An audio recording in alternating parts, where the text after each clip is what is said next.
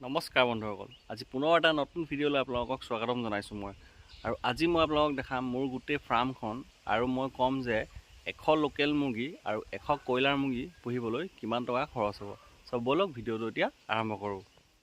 বন্ধুসকল, এইখন মোৰ ফাৰ্মখন দেখিছে আপোনালোকে। এইখন মই প্ৰথমতে বাহিৰৰ পৰা দেখাই দিছোঁ আপোনালোকক।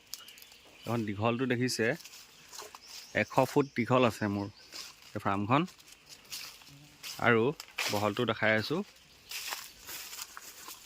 বহলটো এখন চাওক, 20 ফুট বহল আছে, 100 ফুট দীঘল আৰু 20 ফুট বহল আছে।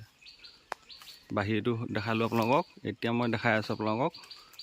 ইয়াত চাওক, মই এইটো নেট মাৰি দিছোঁ।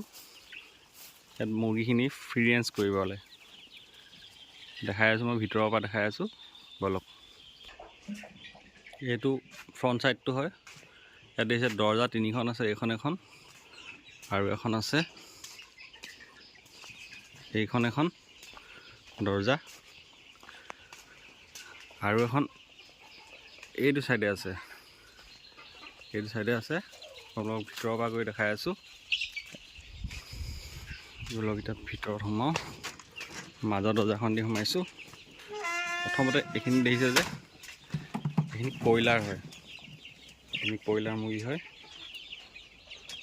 এইখিনি চব সিহঁতৰ আজি 40 দিন হৈছে বয়স, 40 দিন হৈছে। এইখিনি এতিয়া মই পোৱালি ভৰাই থৈ দিছোঁ, কয়লাৰ পোৱালিও দেখাই আছোঁ। এইখিনি পোৱালি চব, এইখিনি ব্ৰুডিং কৰি থৈছোঁ। এইখিনি ঢাকি থোৱা আছিলে, এইবিলাক চব এতিয়া ত্ৰিপালবিলাক আঁতৰাই দিলোঁ, যিহেতু অলপ গৰম পৰিছে, বাহিৰত ৰ'দ দিছে। এইখিনি কয়লাৰ হয়, কয়লাৰ পোৱালি। এইটো আজি বয়স 8 দিন হৈছে। এইখিনি 8 দিন হৈছে। এতিয়া মই আপোনালোকক দেখাই আছোঁ আগলৈ আৰু কি কি ভৰাই থৈ দিছোঁ, দেখাই আছোঁ। এইখিনি কয়লাৰ। এতিয়া মই যাম এইফালে। ইয়াত যে দেখিছে, ইয়াত এইখিনি মোৰ ডিম পৰা মুৰ্গীখিনি আছে, দেখাই আছোঁ আপোনাক। এইখিনি দেখিছে, এইখিনি ডিম পৰা মুৰ্গী হয়। সিহঁতি ডিম পাৰে। সিহঁতি পৰা ডিমবোৰ মই ইনকিউবেটাৰ মেচিনত ভৰাই পোৱালি উৎপাদন কৰোঁ। এইখিনি দেখিছে, এই ডিম পৰা মুৰ্গী হয়। বলক এতিয়া আৰু এইখিনি মুৰ্গী আছে, সেইখিনি দেখাই আছোঁ। এইখিনি যে দেখিছে, এইখিনি লোকেল হয় চক। এইখিনি মই এতিয়া দৰ্জাখন খুলি দেখাই আছোঁ, ৰ'ব। এইখিনি চক, এইখিনি মই নেট মাৰি বাহিৰত মেলি সিহঁতক পুহি আছোঁ।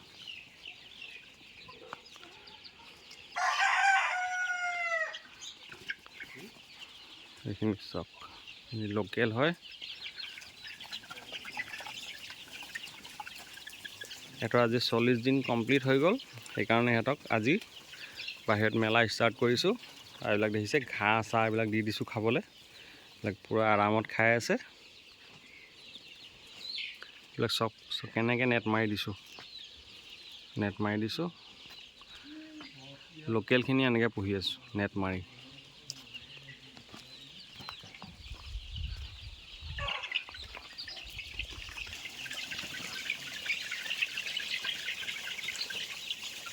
মই সোমালোঁ যে, সেইকাৰণে সিহঁতি ভয় খাইছে, পূৰা দৌৰিছে চব।